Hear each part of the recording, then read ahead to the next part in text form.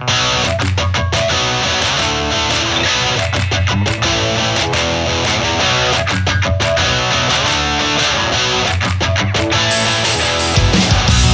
to the Nook News Network. I'm Ricky French. Here with Dan Colley. The 22nd episode of the podcast. It's going to be a good time. The old double deuce.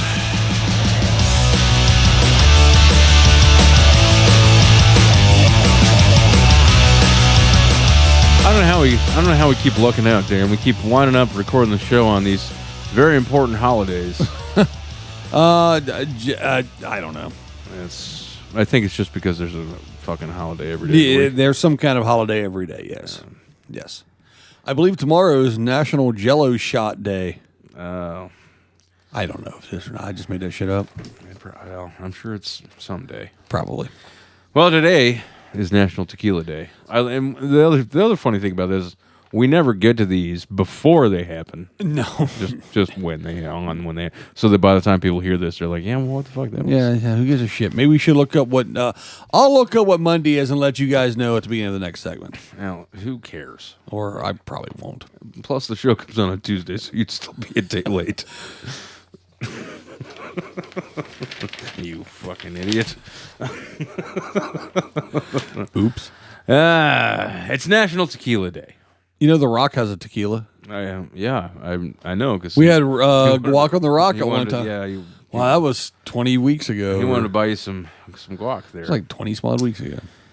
All right. On July 24th, people commemorate National Tequila Day.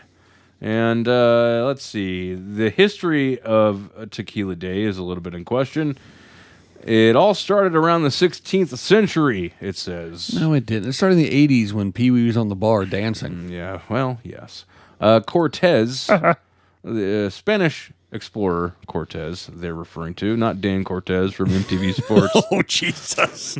Oh, man. I wish it was, though. Remember when he was in Demolition Man? Yeah. Welcome to the valley, the Jolly Green Giant. That guy was a cockbag. Yep. That guy was a walking date rape. Yeah, certainly was. I bet when he farted, it smelled like Axe body spray and shit. Dark Hard Noir.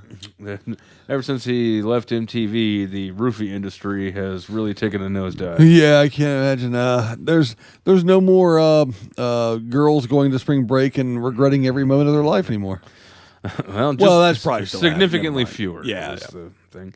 Let's see. Cortez arrived on the North American continent with his Spanish conquistadors. And his rock and jock jam. Yeah, right. They didn't care much for the fermented mezcal wine served to them. However, the Spanish introduced copper stills to the population. Enter the distilling process. And, bubonic plague and anyway, basically being conquered. This is a, right, exactly. Christianity. This is a really long-winded way of saying that people don't know exactly where the fuck the tequila, the version of tequila we know now came from, but it had something to do with the damn Spaniards. Gunpowder. It also happens to be some other days too, though. It's not just National Tequila Day, oddly enough. It's not National Downtown Julie Brown Day? No. All right. It is National Thermal Engineer Day, so if you happen to be one of those, hope you had a good time. If you happen to be one of those. You probably don't, but but still. They're a wild bunch. National Drive-Through Day, like go to McDonald's or something, I guess, is No. what they're saying. I guess if I get out of here, I might do that. National Cousins Day. Hi, baby. No, not National Bone Your Cousins Day, just National Cousins Day. Oh, I thought we were going to the Florida Man segment already. Yeah, right. And then also, it just so happens that this year, because it happened to fall on the fourth Saturday of the month, it's also National Day of the Cowboy. In Pee Wee, Cowboy Curtis was Lawrence Fishburne? Yeah, I know. did you know that? He was later Morpheus in The Matrix. Yeah, he wasn't a cowboy then. Nope. Maybe, kind of a cowboy of sorts. A cowboy character. Like a untethered, lone gunman type character. I'm just really reaching to try to tie this in. That wasn't going to work for you. I don't think. No. He usually doesn't. Mama, hey, public service announcement though, based on that. Mamas, if you're listening to this show right now, please do not allow your babies to grow up and be cowboys. You don't want that. Just Waylon has already explained. They should be doctors and lawyers and such. Right. Yeah. You let them be that. Yeah, let them be that. I mean, let them be whatever they want to be, honestly, but not cowboys because they suck. All right, driving old trucks and whatnot. I know, pickup trucks and what else you got? They're always alone. Oh yeah. Yeah. They're even at home. They are. Yeah, I know, man. They just even someone they love. In Toledo, Ohio. This comes out of Toledo, Ohio. By the way. All right, good. It says it here on the fucking piece of paper. Well, and is it about human trafficking? Because a lot of that comes out of Toledo. Hooray, state of Ohio! Go Toledo! Aren't you glad we fought Michigan over that city? Way to go, mud hens! Had that war with Michigan to claim that land. And as far as I'm concerned, they can have it back. That's right. The only thing ever come out of there was Klinger. There is more collateral damage from the COVID-19 pandemic, and it's hitting people where it hurts. In the alcohol shortage. What? Well, I don't know what. I thought COVID was going around kicking people in the nuts. Chrissy Antone owns Wheelin' on the Rocks bar and was so relieved when she could reopen at full speed. Who wrote this shit? Yeah, full speed? It's not a fucking ship. Maybe it is. After having to close due to the pandemic. But as she tries to make up for lost revenue, she's running into frustration as she tries to order alcoholic products from her distributors. She says, I can't get a lot of beers that are our favorite sellers. I'm assuming you can't get what? You can't get Bud Light and Michelob and shit? I don't know. It's Toledo. They're not drinking anything good, I'm sure. Who adds what she can get it's is fucking at a Toledo. premium. I don't know. What do human traffickers drink? Amstel Light? I don't know. I don't fucking know. How should I know? I don't know why it fucking cracked me up. No, dude. Obviously, human traffickers drink Hootapole. Hootapole. No one fucking drinks Hootapole. It's shut down since 1982. Yeah. Anyway, she can't get a lot of beers. Mac McHugh is the executive vice president and general manager at the Heidelberg Distributing Company here in Ohio, the largest beer and spirits distributor in said state. McHugh, not to be confused with McLovin, says he's been in the business for 43 years and he's old. No, he didn't say that, actually. But he did say he has never seen anything like this. We can literally sell what we get when the product is in anything we have. So Budweiser. That's a good business plan, I guess. They can sell the things they have. Okay, well, that's a step in the right direction, I suppose. Yeah, exactly. You can sell any of that swill. The pandemic forced unscheduled production changes to accommodate home drinkers as opposed to bar and restaurant drinkers who usually consume beer from kegs. Basically, this whole story boils down to they can't get glue to stick labels on the bottles, and they can make beer, but they can't get the stuff to transport it to you. Yeah, well, at the risk of sounding older than the guy that runs Heidelberg Distillery, McNugget, that guy, there was a time when they reused the damn bottles, but now they don't. I think what they should do is just empty out all their detergent bottles and take it up there and fill them up. Yeah. Let's see how many super bad references we can make in one single episode of the show. I'm up to 2. We just scratching on the board here. Okay. All right. Go ahead. What do you got? All right. Well, this is out of Shelburne, Massachusetts. I don't care about that place either. So it's going to be good. When Massachusetts State Police troopers searched a vehicle during a traffic stop last week and discovered a cereal box, they didn't find a prize inside when they opened it. No, well, you're not supposed to open it and go for the prize anyway. My mom would always yell at me. You have to eat the cereal first. Yeah, and also because it's not 1988 anymore. That's true. Yeah, right. Did they find a decoder ring? Dick Tracy decoder ring? They didn't find a prize at all, Dan. Instead, they found thousands of bags of heroin. Well, that could have been a prize, depending on who you are. I guess. If you're into that sort of thing. I know a guy named Dave whose wife would have enjoyed that. Police said Sorry, Dave, and hopefully your wife gets better. Police said one of the troopers initially pulled the car over after noticing its auxiliary lights were improperly illuminated.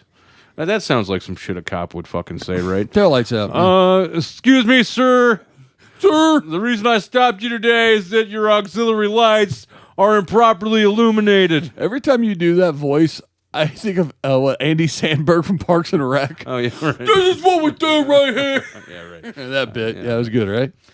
We should just do an episode where we do nothing but just reference other shit, other shows. Have you heard any of the rest of this? That's kind of what it is. That's why no one listens. They just go watch the other stuff we reference. Damn it! This stuff is actually good. Welcome to the advertisement show. An hour long of advertisements of other people's shit. When the trooper asked the driver for his license and registration, he handed over an expired Vermont license. And when he was questioned about the makeshift plate, by the way, it had a handwritten temporary license plate. So this guy took a piece of paper. I don't know why I never thought of that myself. 72QR5 Batman symbol. It was high 420. Silhouette of Prince. It was a vanity plate. Let's see. When he asked for the license registration, he handed over the expired Vermont license. And when he was questioned about the plate, he could only offer unrelated documents. So, which I don't know, a water bill? Hey, sir, your license plate is obviously bullshit. Your license is obviously bullshit. Any documentation? Here's my Kroger Plus card. Here's my Instant Pot instructions. Here's my Target Red card. Does that help? No, not in the least, pal. Get Even's Bible. That do anything for you? Here's my Subway Club card. One more sub and I get a free one. My copy of JavaScript for Dummies. By the way, Subway relaunched. They revamped and relaunched. It's new graphics, new pictures on the wall. Mm-hmm. Same shitty food. Of course it is. Yeah. So, all right. The driver, identified by police as 31-year-old Justin Buccino. Well, do we know? Is that license any good? Yeah, well, no, it was expired. I don't know. Insisted his vehicle was properly registered. Because that's what they do at the DMV in Vermont. They just write some shit on a piece of paper and you tape it to the back of your car. They might, man. It's Vermont. I don't know. Let's see. But it wasn't until the trooper began placing Buccino under arrest that he noticed a bundle of heroin in his pants pocket. A Buccino. Let's see. I'm not a drug user or runner or purveyor of said items, but I'm pretty sure that if you're going to traffic a lot of narcotics, you don't want to just drive around with them in your fucking pants pocket. No, probably not. At that point, the trooper asked Buccino's passenger, identified by police as 36-year-old Justin Gilliam. So it's this Justin Buccino and Justin Gilliam. It's the Justin and Justin duo here. Yeah, I'd listen to their show. He asked Gilliam to get out of the car. While searching Gilliam, police said the trooper discovered he had a bag of what appeared to be crystal methamphetamine in his pocket. The Crystal Method. They're a good band. Gilliam was then placed under arrest, police said, and a second trooper arrived to help detain both suspects and search the vehicle. During the search, police said the troopers found the cereal box, which contained 3,100 bags of heroin and one bag of cocaine. So that was the prize. That was the prize. That's what you had to find. That was the big prize in the box. It's meth. The trooper also found a used syringe, a box cutter, a purse containing 2 bundles of heroin. I don't know which Justin carried a purse, but that's neither here nor there, I suppose. We're a safe place. We don't judge. A small white bag that contained what appeared to be fentanyl and a glass pipe, according to police. Both men are facing a series of drug charges, including possession, trafficking, and conspiracy. So the license plate's the least of their problems. Yeah, right. Yeah, so, they had a shitload of drugs in the cereal box. Sounds like That's the bottom line on that one. Drugs are bad for you, Ricky. Mm-hmm. A duo was arrested after investigators discovered cocaine disguised as a cake. It was Cake-caine. Okay. A man and a woman were arrested in Maine following the discovery of a cocaine-disguised cake in their vehicle, according to the Maine Drug Enforcement Agency. Acting on information received from anonymous sources, agents stopped the vehicle on Tuesday along I-295, right there as it entered Gardner. You know what I'm talking about. Oh, yeah, right there. Yeah. A drug-sniffing... What? What? Entering, not exiting Garner. I said entering. Okay, Yeah. okay. No, exiting. That's further down by Bill's Okay, old Bill's I house. just wanted to- A drug-sniffing canine alerted them to the presence of illegal drugs when it went, hey, here's some drugs over here. Inside the trunk, they found 4 pounds of cocaine and about... Wait, 4 pounds? Okay, that's quite a bit of blow, my friend. That's a big cake. Of cocaine and about $1,900 in cash believed to be the proceeds from illegal drug sales. What, from the cocaine cobbler they made before this? Yeah. Or something? Yeah, basically. Some of the cocaine found in the vehicle was pressed into a block and wrapped in cake packaging. Ground coffees were spread on top of the cocaine in an attempt to throw off the scent. Hey, I learned that from Beverly Hills Cop. Oh, yeah. We just did that episode over Victor on... Maitland. Did you listen to Give Me Back My Action Movies? We just did Beverly Hills Cop. No, I didn't. I've just seen Beverly Hills Cop a bunch of times. Yeah, we just did that episode. Yeah, good. Arno, the MDEA commander, told CNN about all this. He said the cocaine likely entered the country wrapped in cake packaging and that agents will check with other departments to see if similar seizures have been made in order to determine its source. All right, well. And then there's some... if you're trying to have a real party, you want a cake made out of cocaine, I guess. Yeah. There's some more stuff here from different counties in Maine that I can't pronounce, like Kennebec and Somerset. Well, I guess I could pronounce it, but I just did. Anyway, $200,000 estimated cake. That's a big-ass expensive cake. I thought my wedding cake was expensive, but that was... Yeah, well... Didn't have any cocaine in it. No. Did it? No, it didn't. I Okay. don't think so. You had some of that, right? I did, yeah. Did you have cake before you left the wedding? I think I did. I still like the fact that you're only full with a tie on at the wedding. Yeah, I know. Well, classy, Dan. Classy that way. That was nice. Well, the Summer Olympics are upon us, Dan, and, I've got something real special. Just like Dan Cortez on a co-ed back in 93? Like Dan Cortez on a court roster. Or Pauly Shore on my nerves. Yeah, right, exactly. Pauly, if you're listening to this, I'm just joking. Please book us somewhere. I lined up this... Hey, you can't say that after we just talked about a bunch of coke. I know. I lined this up without telling you, and I think you're going to be real surprised.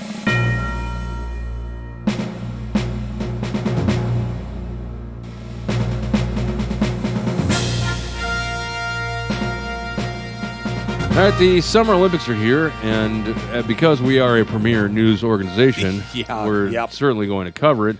In fact, I don't know if you even knew this, Dan, but I sent our esteemed field reporter, Michael, to Tokyo to personally cover the event for us. He couldn't even handle the cicada thing. You're going to send him across the world? He's there now, so it's too late. Is he on the line?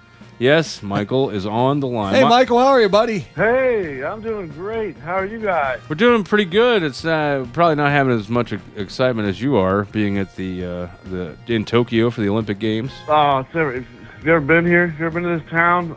If you ever get a chance, you guys got to come, man. It's wonderful. No, I can't afford to go because I bought your plane ticket, but Yeah, well, I appreciate that. for us, the opening ceremonies were Friday morning. Yep. It's here. It's Saturday night. So just wondering how that went for you. If you enjoyed the opening ceremonies and what you thought about it. What do you mean it's Saturday night there? No, it's Yeah. Well, it's Saturday night here. If it's Saturday night there, no. right?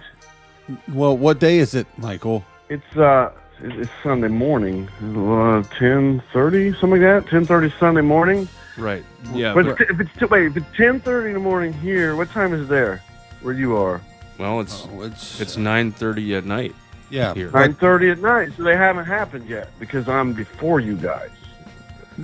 No. So the opening ceremonies occurred Friday night, Japan time. There in Japan, where you are, it was Friday morning for us here in the States, though. So did you? How could it be at different times if it only happens once in one place? You know what I'm saying? Well, yeah, that's why. Did you see? We're talking at the wait. same time. Did you see the opening? We're talking 13 hours apart. The bottom line is, did you see him, Michael? Did you see the opening games? The opening ceremony? No, I saw him back in my hotel room. Because it had already happened. Because I got up and apparently they happened already, and I got confused. Couldn't ask anybody because of COVID. But there's some interesting things happening though. But wait a minute, Okay, Michael. You're telling me right now it's Saturday night where you are, but it's Sunday morning here. Yes. So you guys have not seen Sunday morning yet, the sun come up. Well, but I have. Hey. I got a great idea, guys. You're gonna love this. Hang with me here. Right. So, okay. So like Tuesday, I think it's Tuesday night, right? Is when they hold the Ohio lottery. Yeah. I will watch television Tuesday night and write down the numbers, and I will call you guys. It'll be Tuesday morning, and you'll have 13 hours to play it. We split the money. Michael. Why hasn't anybody ever thought of this? Oh, we're gonna be rich, Michael. It does. This doesn't work that way, man. That's. Have you? What do you mean? All right, so you didn't see the opening ceremonies, but you have you have been there for a few days now, and so correct. Yeah, there's nice culture and vibe going around. Great athletes out there. One of the things that's getting talked about a little bit here in the United States is the fact that the first transgender athlete, Laurel Hubbard, will be competing in weightlifting. And there are people saying that maybe that's unfair or something here. I just wondered if there are people there in Japan who are talking about it too. There's a little bit of a buzz going around, but like I've talked to some people and told them my opinion. Who cares if women want to compete against men and men want to compete against women? I mean, for goodness sakes, they're telling me that in 1976, Caitlyn Jenner won the men's decathlon gold medal. Well. I mean, if she could do that, then who cares? I think you're confused again, Michael, because no, I've from several sources I've been told that Caitlyn Jenner in '76 won the gold medal in the decathlete. Yeah, but then in 1976, Caitlyn Jenner was not Caitlyn Jenner. Caitlyn Jenner was Bruce Jenner. Bruce Jenner? Yes. Is that her brother? No, that was her. She changed her name to Caitlyn later in her life, fairly recently, actually. Yeah, she was Bruce then. She's Caitlyn now. You see where we're going with this? You understand what we're telling you? If I was a girl and my parents named me Bruce, I'd change my name too. Okay, Michael, that's not I really don't. That isn't. I really don't blame her. Okay, so that's not what we're saying. Okay, well, I've got skateboarding. I'm looking forward to that. Okay, Michael. I hope you get to enjoy yourself and maybe learn a little bit while you're in Tokyo covering the games, and we'll check in with you about what's been happening again next week, all right? Oh, yeah, for sure. Yeah, I've already eaten some new foods and learned some new words, so I'm looking forward to it. All right, well, goodbye, Michael. Marinara. Jeez, I can't believe this. Well, there's $5,000 we'll never get back. Summer Olympics coverage, everyone, Maybe on the Noka News Network.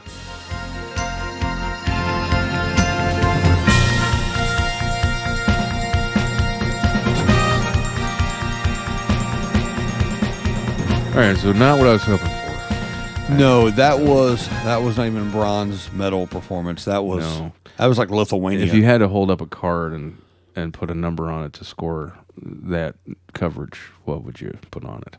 The word fuck. I guess I can't blame you. That guy was like Liechtenstein and like, I don't know, water polo or something. Oh, yeah. Just not useful. Well, yeah, hopefully next week it'll go better. I just hope he doesn't, like, I don't know, end up in a hentai video or something. All right, what's coming up to the second segment of the show, Dan? We're going to do some more stories. Oh, yeah, I mean, I knew that. Oh, you want specifics? If you could, please. Okay, we're going to visit the Florida man like we always do because, well, we haven't retired that segment yet because Florida is the gift that keeps on giving. We're going to be talking about a guy that had a stroke. Then he had a stroke. Oh, okay. And bird up. Nook News Network, the news no one cares about. Noka News Network.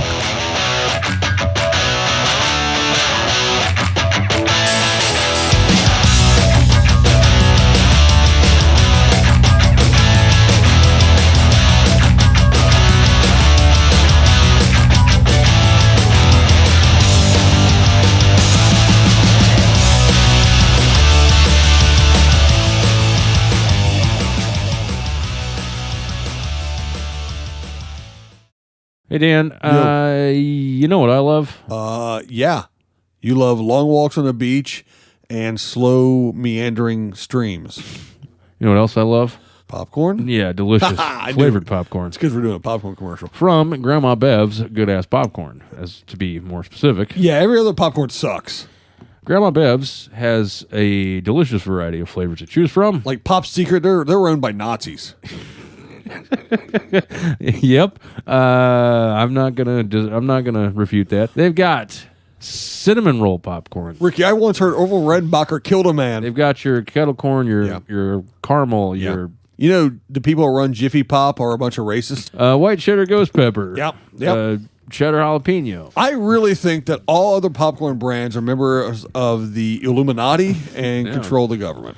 Whatever. They've got the movie theater butter. They've got. Is it the mad scientist professors over at Grandma Bev's Good Ass Popcorn always concocting new flavors? They're working on stuff, Dan. Get off their backs. How about maybe something like a Fruity Pebble flavor? They're trying some shit. I don't know. We'll Maybe see. Popcorn with Pop Rocks in Everything they make is delicious. it? It is delicious. So it doesn't matter what they come up with. It's going to be good ass. Yeah, go to grandmabevs.shop and, go on and get you some.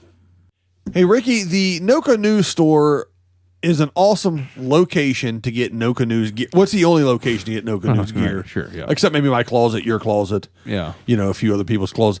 But anyway, my point is, if you want Noka News gear, you go to the nokanews.store, and that's where you get your gear at. That's right. There are several different T-shirts to choose from, different designs, different colors, what have you. The metal news one's now a throwback. That's true. It's a retired segment, but the shirt is very much alive. There's those. There's Mugs? Yeah, mugs. We got mugs. Do we have any like windbreakers?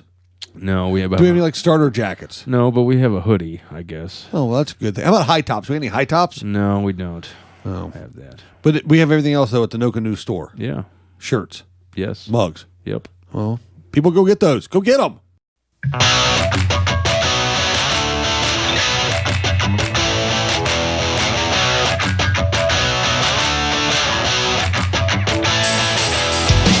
Welcome back. It's the Noka News Network, the news no one cares about. I'm Ricky French. Here with Dan Colley. And I quote, "Konnichiwa, bitches."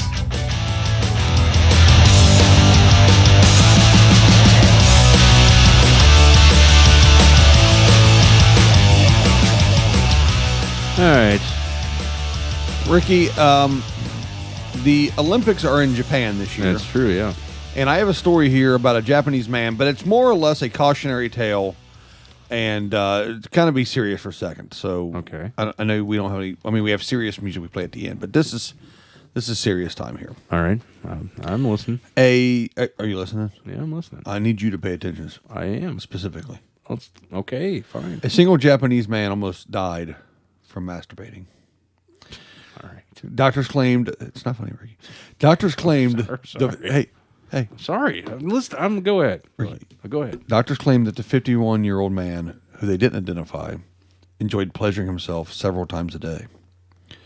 But his habit nearly killed him on one occasion after he suffered a stroke just moments after ejaculating. All right. That he stroked, then he had a stroke. Jesus. Okay. All right. He was stroking. I don't believe they That's what he was doing. Right. Yeah. All right. All right. The NHS, who's the National Health Service, says the stroke the man suffered can be triggered by having sex, coughing, or even going to the toilet. Oh, well, So- that's pretty serious. It seems like. I don't think I want to shit anymore. The man was instantly struck down with agonizing thunderclap headaches after he climaxed and later became vomiting. Okay. So. The subacrinoid hemorrhage, So basically, he had this hemorrhage on the brain, and sometimes that can be happening when you're mixing up a load of baby batter. Okay. You pantsing out pamphlets. Sure. One-handed fucking mambo. Right. Whatever. All right. Basically, my point about this whole story, though, the reason I want you to listen to this, I know you're single. Yeah. What? I don't want you to stroke yourself to death. Shut the fuck up, Dan. Jesus. Well, Ricky, I know you're single, and I'm just afraid that I don't want you to beat your schmeat until you fall off your feet. You know what I'm saying? I just don't want you to grab your member and go on a bender and end up in the floor, bro. This is not. Dan, I'm fine, Dan. This is not a concern. This should not be a concern of yours. We're gonna do some. We're gonna move on to the next story. All right. I'm concerned about you. Yeah, sure. I'm sure you are. Sure. I mean, if anyone out there wants to hook up, phone number at the end of the show. Stop it, Dan. Jesus. Call in. All right. Yeah. This story's out of Alaska. Just try to be concerned. Speaking of being alone and having to masturbate, this story comes out of Alaska. Yeah, I mean, unless you're into like walruses and seals and shit. A man in Alaska was rescued after enduring a nightmarish week-long battle with a grizzly bear that had attacked him multiple times. No, multiple times. Yes. Yeah. Apparently, this guy really pissed this bear off somehow. Okay, so either the guy is like a kung fu master, could fight the bear off, or the bear was just fucking with him. Yes. Yeah. Right. I'm gonna break an ankle today. I'll be back tomorrow. The harrowing tale, which has drawn comparisons to the hit film The Revenant, reportedly unfolded earlier this month. I like how you're disgust just at the mention of the film The Revenant. Reportedly unfolded earlier this month when the unnamed individual. The story says unnamed, but I think he probably had a name. They just don't know it. Yeah. He arrived at a remote camp approximately 40 miles from the city of Nome, staying there by himself with no means of communicating with the outside world. The man soon experienced most campers' worst-case scenario, as he was attacked by a grizzly bear. Although he initially managed to fend off the beast, the terrifying predicament had only just begun. Dun, dun, dun. Over the course of the next week, the grizzly bear returned to the unfortunate man's camp every night, seemingly in an attempt to finish what it had started. Hey, you wee bitch. I'm back, motherfucker. Get up, you dead motherfucker. This bear's a real asshole. Fucking bear's like the Punisher. Yeah, right. Over the course of the next week, the grizzly bear returned to the unfortunate man's camp every night, seemingly in an attempt to finish what it had started. Get up, bitch. I ain't done you yet. Somehow, the camper was able to survive the repeated attacks, but the ongoing ordeal left him with an injured leg and the inability to get any sleep. Well, fucking couldn't sleep. No doubt. As he was forced to continually fight off the aggressive animal. Like anyone who happened to find themselves alone in an apartment with Dan Cortez, maybe. Fortunately, just as the situation had gotten to be quite dire, as he was down to the only 2 remaining rounds of ammunition for his gun, he'd been fucking shooting this thing. You might want to save one for yourself, pal. Just giving you some heads up. A Coast Guard helicopter passed over his camp. The crew aboard the chopper were stunned to see SOS and the words "Help me" written on the roof of the small shack where the man had been staying. Sort of like how the Coast Guard was shocked to see the words SOS and "Help me" on the roof of the MTV Beach House circa 1993. Yeah. Well, in his time, in Dan's time, he did.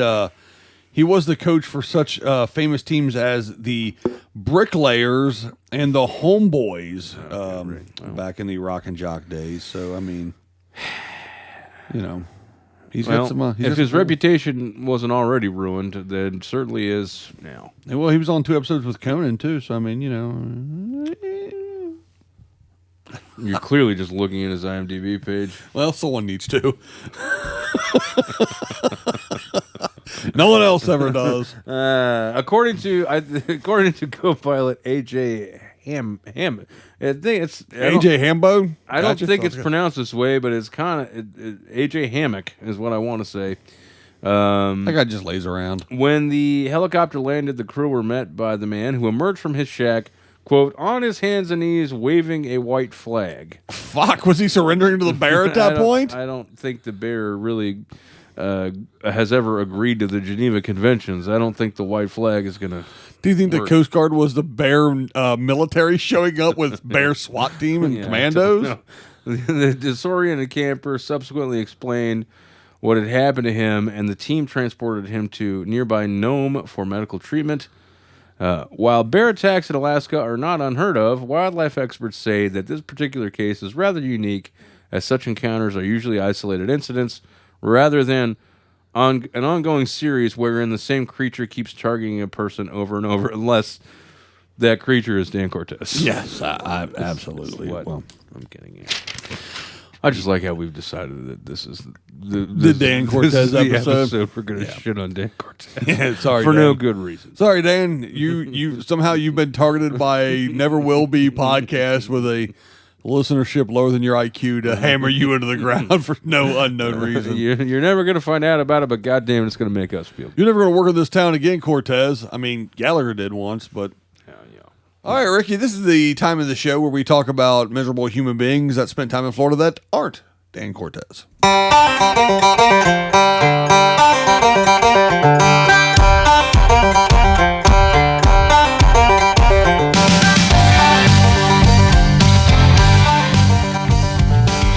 All right, Ricky, this comes out of Pensacola, Florida. They're right there in the Panhandle. Oh, yeah. You ever been there? No.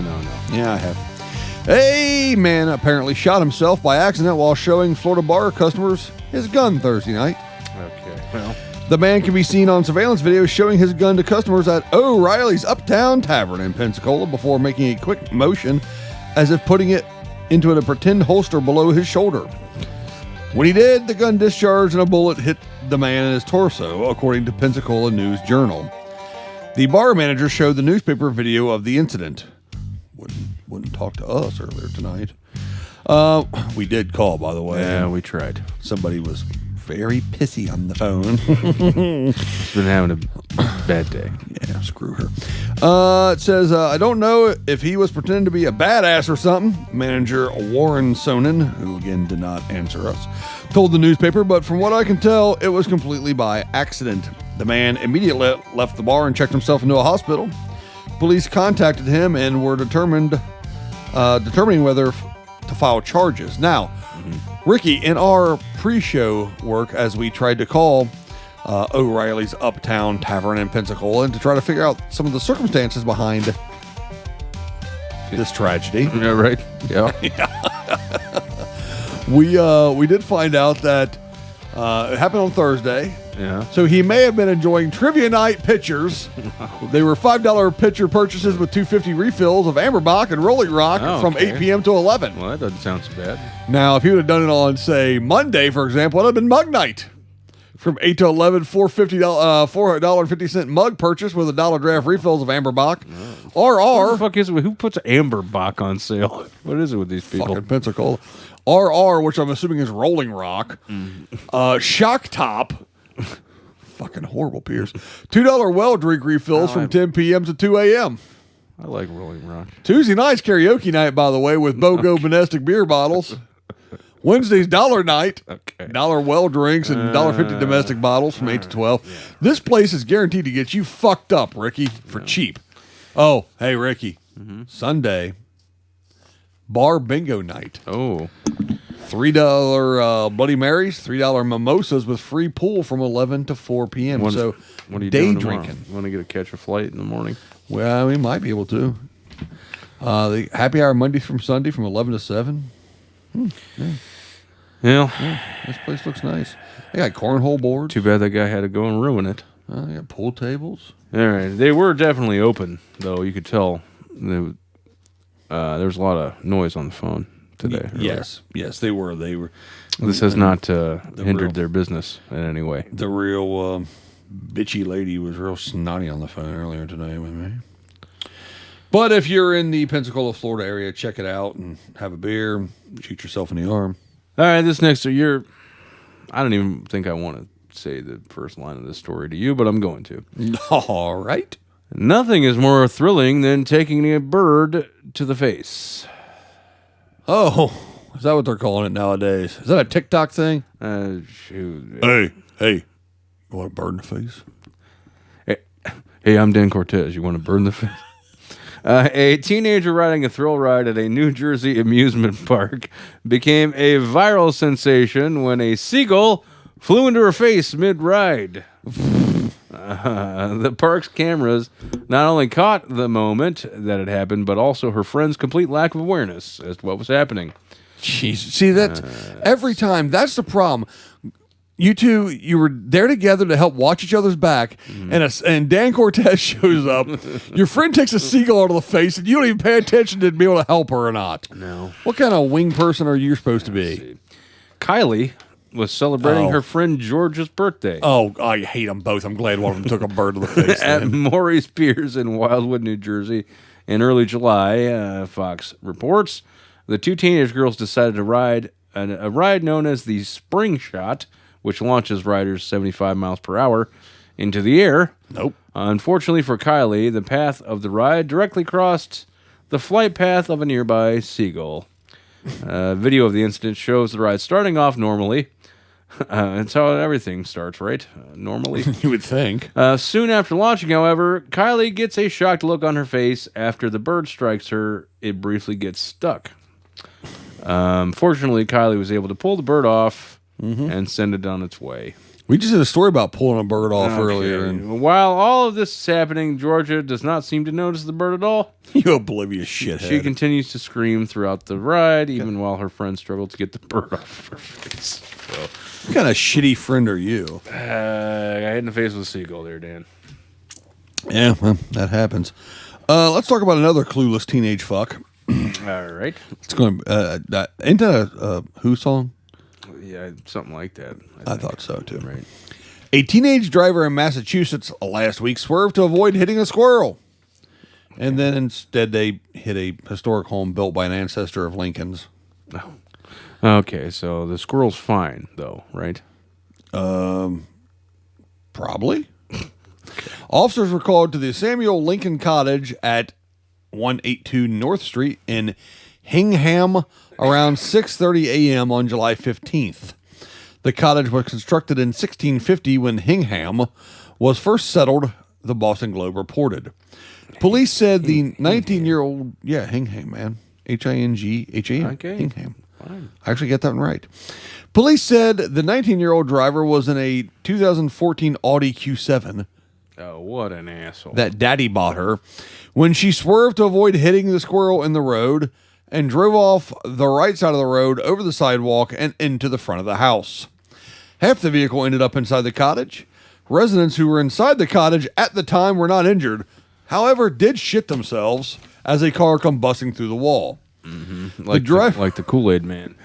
She was trying to get away from Dan Cortez, who was running down the street behind her. The driver was issued a citation for failing to stay in marked lanes, police said. Oh, I'm really enjoying this, like having to make a Dan Cortez reference and everything. You like that? Yeah, it's Samuel Lincoln I like was that we stumbled onto this. This is good stuff. Samuel Lincoln was Abraham Lincoln's great-grandfather. The cottage was located down the street from the Samuel Lincoln House, which was also built by relatives of the president, the Boston Globe reported. This show sometimes hinges around the stories that we can get. Yeah. Now, we had some real stinkeroonies before.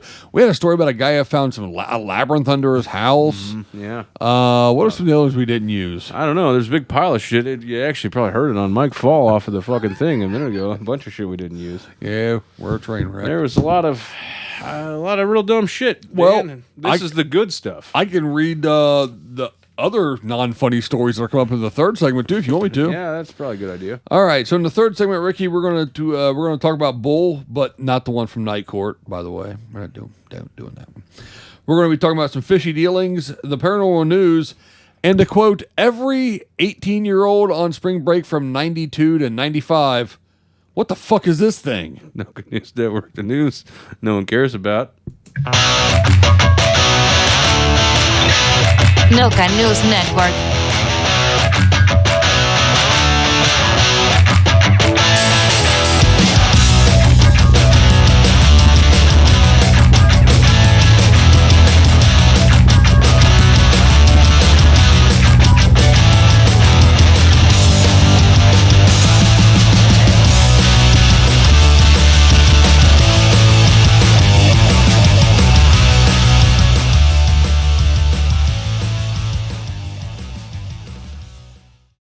Hey, Dan, you know what I love? Yeah. You love long walks on the beach and slow meandering streams. You know what else I love? Popcorn? Yeah, delicious flavored popcorn. It's because we're doing a popcorn commercial. From Grandma Bev's Good-Ass Popcorn, as to be more specific. Yeah, every other popcorn sucks. Grandma Bev's has a delicious variety of flavors to choose from. Like Pop Secret, they're owned by Nazis. Yep. I'm not gonna refute that. They've got cinnamon roll popcorn. Ricky, I once heard Orville Redenbacher killed a man. They've got your kettle corn, your caramel, your You know, the people who run Jiffy Pop are a bunch of racists. white cheddar ghost pepper. Yep. Cheddar jalapeno. I really think that all other popcorn brands are members of the Illuminati and control the government. Whatever. They've got the movie theater butter. They've got. Is it the mad scientist professors over at Grandma Bev's Good-Ass Popcorn always concocting new flavors? They're working on stuff, Dan. Get off their backs. How about maybe something like a Fruity Pebble flavor? They're trying some shit. I don't know. We'll see. Popcorn with Pop Rocks in Everything they make is delicious. it is delicious. So it doesn't matter what they come up with. It's going to be good ass. Yeah, go to grandmabevs.shop and, go on and get you some. Hey, Ricky, the Noka News store is an awesome location to get Noka News gear. What's the only location to get Noka News gear? Sure, yeah. Except maybe my closet, your closet. Yeah. A few other people's clothes. But anyway, my point is, if you want Noka News gear, you go to the nokanews.store, and that's where you get your gear at. That's right. There are several different T-shirts to choose from, different designs, different colors, what have you. The metal news one's now a throwback. That's true. It's a retired segment, but the shirt is very much alive. There's those. There's mugs. Mugs. We got mugs. Do we have any like windbreakers? No, we have. Do we have any like starter jackets? No, but we have a hoodie, I guess. Oh, well, that's a good thing. How about high tops? We have any high tops? No, we don't. Oh, have that. But we have everything else though at the Noka News store. Yeah. Shirts. Yes. Mugs. Yep. Well, people go get those. Go get them.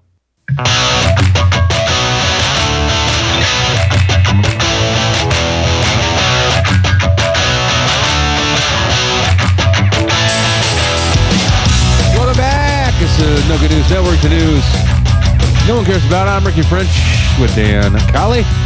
It's the third segment of the show, the last segment of the big 22nd episode. This episode would have been too old for Dan Cortez back in the day.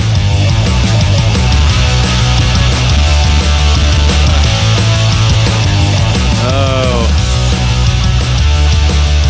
For a second there, I started to feel a little bit bad for Dan Cortez, but then I didn't.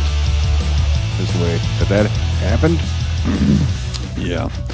Dan Cortez, I can't complain with the fact that he made a lot of money, obviously, but some of that money was from Burger King, Ricky. Well, He was a Burger King spokesdouche for a while. I think I vaguely remember that. He was talking about the dinner baskets where you could pick chicken or shrimp or steak or what he'd like to call his penis, the Whopper. Oh, Lord. The Burger King, I don't know. I don't remember the dinner basket. Yeah, I don't remember his Whopper, but I vaguely remember the dinner baskets. The only fast food place with a basket that I remember is that thing with the chicken fingers and the gravy from Dairy Queen. That stuff's still good. They make little biscuit ones now. Ooh, interesting. Yeah. All right, so this thing on the show notes, I just decided to call the story "What the fuck is this thing?" because that's what I thought to myself when you sent me this story the other day. Yeah. So read the description of this fucking nightmare. All right. We bet, quote, acid spraying vinegaroons weren't on your bingo card for 2021. Big Bend National Park shared on their Facebook page earlier this week the news of how these acid-spraying arachnids are being brought out of their burrows by summer rains and are in search of food and love, kind of like Dan Cortez at a Burger King. And funny enough, he actually probably was hooking up with some bimbo named Summer Rain, too. So. Probably. The National Park Service says the creatures are about 3 inches long, like Dan Cortez, and relatively unharmful unless you annoy them, unlike Like Dan Cortez. Cortez. Yeah, right. They can pinch you with their heavy mouth parts, Just like Dan Cortez. also known as pedipalps. Yeah. Just like Dan Cortez. And can shoot a spray of 85% acetic acid from the base of their whip. Just like Super Dan Cortez. Oh, shit. The park adds the Vinegaroons are nocturnal and can't see very well. Unlike Dan Cortez, who can see just fine. Great eyesight. Yeah. The one positive quality. attribute about Dan Cortez, perfect eyesight. Yeah. Good looking guy, yeah. He's just fine. They hunt millipedes, scorpions, crickets, cockroaches, and other invertebrates by sensing vibrations with their long, thin front legs. Most commonly seen in the desert, this Vinegaroon is walking around the Chisos Basin campground. Their post reads, female Vinegaroons can sometimes be seen carrying hatchlings on their back. Male Vinegaroons are Dan Cortez. Apparently. That thing sounds fucking nightmarish, dude. All right, Ricky, we've bagged on Dan Cortez a lot this episode and how he's Yeah. possibly at one time was a creeper. Mm-hmm. Someone that he would not have been creeping on is one woman named Carol Taylor. First of all, she's 83. I don't think he goes for... No, probably not. No. But she still has a 5th degree black belt in karate as well that she would use to whip his ass. Oh, good for her. And she got it from her good buddy, Charles Chuck Norris himself. Oh, Chuck Norris personally presented her with this black belt? That's what this piece of paper says.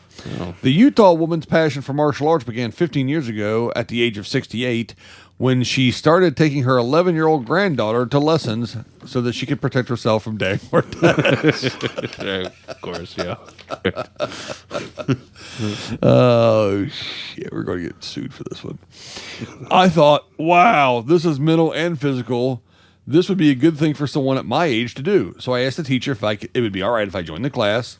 So that's what I did. Pretty fucking straightforward. Mm-hmm. Taylor learned karate along with her granddaughter. We both got our 1st degree black belts about the same time, she said. On Saturday, the granddaughter was there to watch Taylor show off her skills in front of dozens at Chuck Norris's annual United Fighting Arts Federation International Training Convention. Damn. That's quite the title. For her demonstration, Taylor chose to show forms of karate, including traditional hand techniques. You know who else likes traditional hand techniques? I've got a guess. His first name rhymes with Dan. His name rhymes with Cortez. Stances, footwork, targeting, focusing, and power. Okay. She performed to the Beach Boys song Little Old Lady from Pasadena because that's where she grew up. Taylor fooled the crowd by using her bow as a cane to hobble onto the center of the mat. So yeah. So she comes from vaudeville. Then. Yeah, she has a long history of do some ninja work. Entertaining. Yeah. She prompted laughter and smiles from Chucky Norris and the rest of the crowd. A video of the event shows she straightened her back, began to display powerful stances, fierce facial expressions like "ha." I'm assuming she made those noises. All right, yeah. Which you know who else makes powerful facial expressions? Yes, yeah, I do. Yeah. Anyway, she got a standing ovation for Norris in attendance. He gave her the belt. It doesn't say. She said she got her 5th degree black belt. It didn't say anything else about her granddaughter. So I wonder if she kicked her granddaughter's ass to get past her and get a different belt. I don't know. Seems like a pretty impressive lady. So, Ricky, you're never too old to learn something new and achieve greatness. You know what, Ricky? Mm-hmm. If I got my ass kicked by an 86-year-old lady, that would haunt my dreams. Right. You know what else is haunting? What's that? The paranormal news.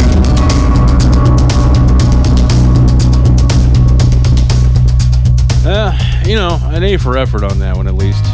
That segue was more terrifying than this story will be, I'm sure. And not quite as terrifying as Dan Cortez. No.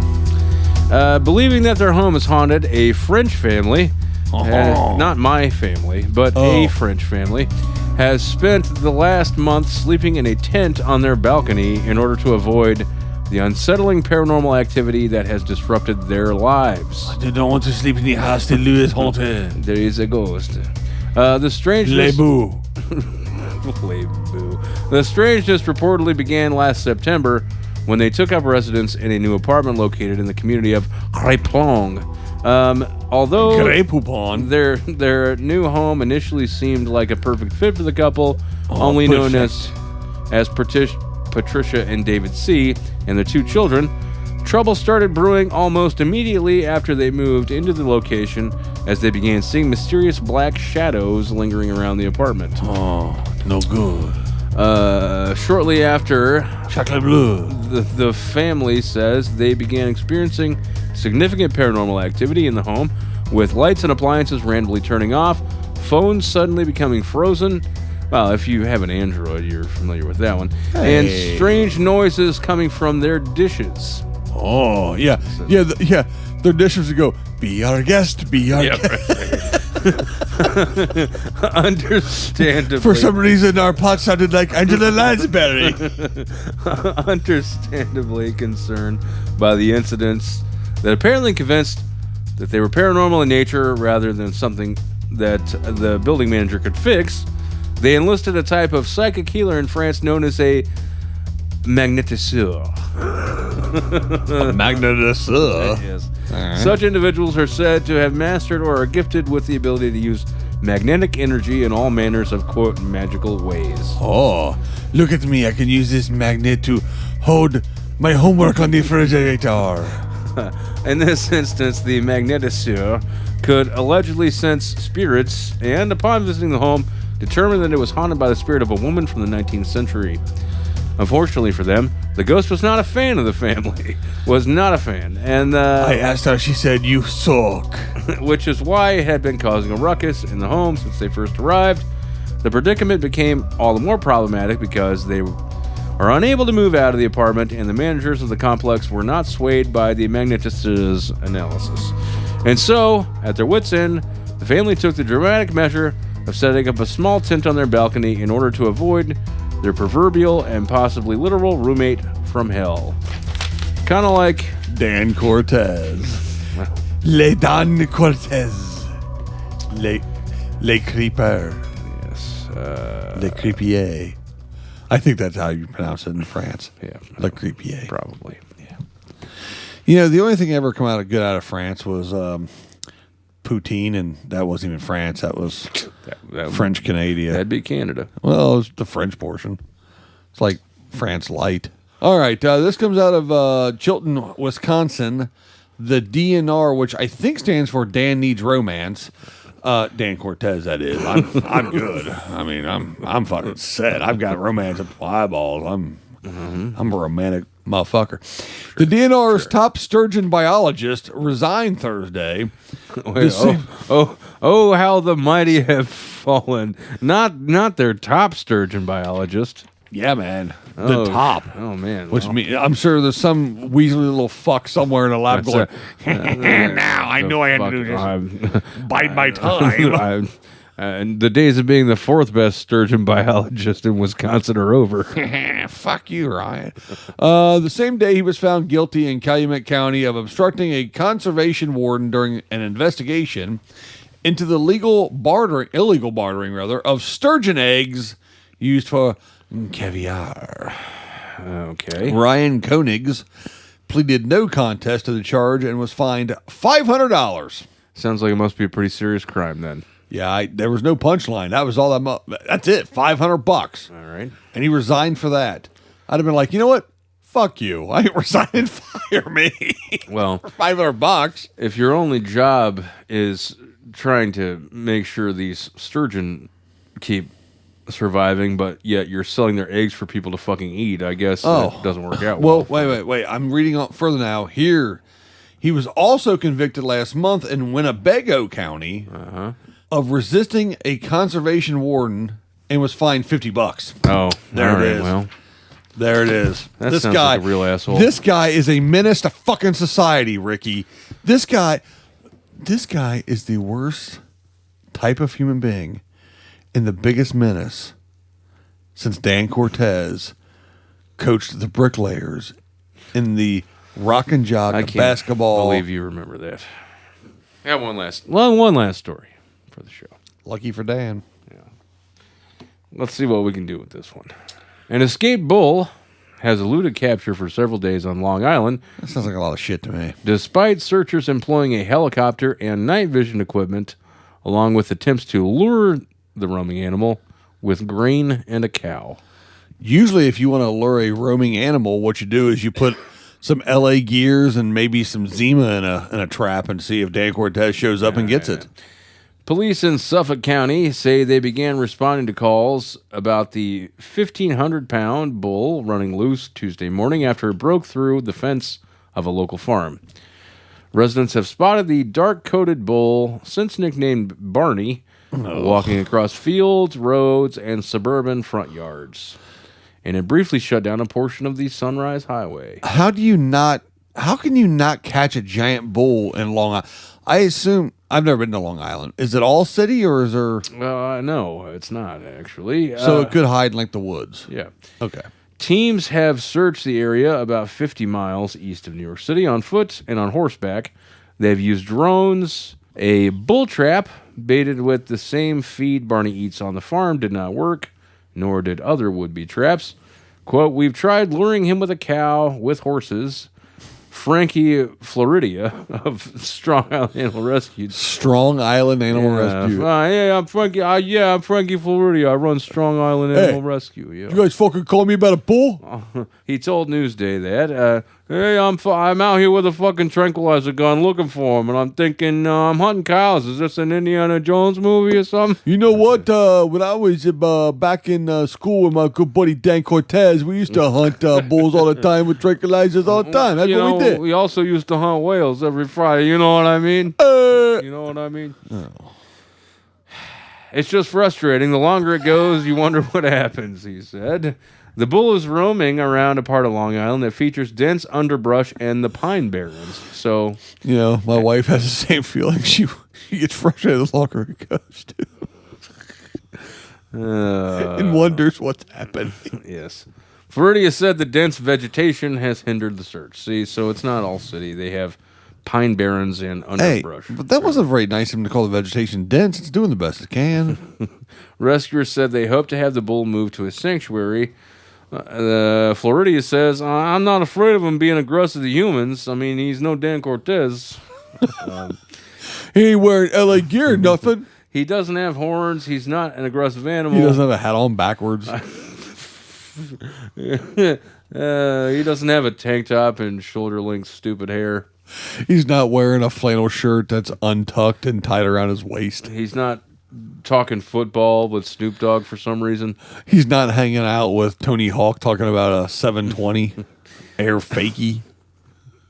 I think he's going to see people and he's going to run away. I'm just afraid with the color of his coat, he's going to wander into a road in the dark and some driver won't see him. Well, Ricky, I mean, if the bull's in oncoming traffic, it can't. It's defenseless. It doesn't have a horn. Meep meep. God, that's stupid.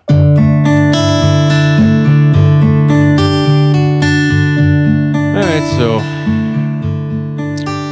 this episode felt really good to me, but probably felt pretty bad to Dan Cortez, unfortunately. Yeah. Sorry, Dan. We're glad that you joined us to, let us bring you the news no one cares about and have a good time once again this week. You know, Dan Cortez was on the Wayne Brady show at one time. I'm sure he was. If you'd like to, please visit the NokaNews.store website to find Noka News gear. He was once the host of the 2010 Hooters International Swimsuit Pageant. Oh, of course he was. Visit us at facebook.com/Noka News Network. And 2011. 2 years in a row. It's not really that surprising. He was also the host of the Guinness World Records Gone Wild. I don't even know what that is, but God, that's so stupid. And Unleashed. 2 different series. All right. Visit us on Facebook at facebook.com/Noka News Network. He was the host for the 20s, The Search for the Next Beachbody Super Trainer. And on Twitter at NewsNoka. Or send us an email, newsroom@nokanews.com. He was also 2 episodes of The Steve Harvey Show, Ricky. Please like, comment, and share anywhere you see this podcast or I guess, hear this podcast. And please give us a call on the Noka News Network hotline. It's 614-398-0770. And if you're Dan Cortez, for the love of God, please call and leave us a message. Yeah. That would be the best thing that ever happened to us.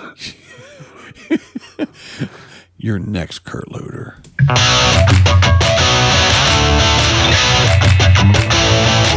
Noka News Network.